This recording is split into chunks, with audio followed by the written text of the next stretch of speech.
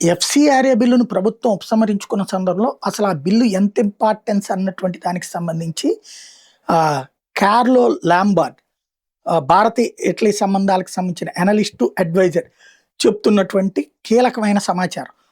మొదటి ఎఫ్సిఆర్ఏ అని 1976లో ఇందిరాగాంధీ ప్రభుత్వం తీసుకొచ్చిందనే విషయాన్ని మనం మర్చిపోకూడదు. 2010లో మన్మోహన్ సింగ్ ప్రభుత్వం దీన్ని పూర్తిగా మార్చింది.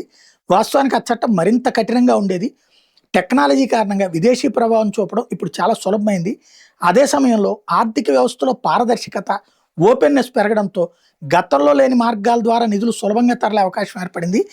ఎన్జిఓస్ గొప్పవే, మానవాళి కోసం అవి ఎంతో మంచి పని చేస్తాయి, కానీ అవి విదేశాంగ విధానానికి ఒక సాధనంగా కూడా పనిచేస్తాయి. ఇది రహస్యమేమీ కాదు. 1983లో అమెరికాలో NED national endowment for democracy ఏర్పాటైంది. ఇది ఎన్జిఓస్ ప్రపంచానికి ఒక ప్రధాన సంస్థగా మారింది. దాని సహ వ్యవస్థాపకుడు అలెన్ వెన్స్టీన్ 1991లో చెప్పిన ప్రకారం ఎన్ఈడి ఈ రోజు చేస్తున్న పనుల్లో చాలా భాగాన్ని సిఐఏ 25 ఏళ్ల క్రితం రహస్యంగా చేసేది.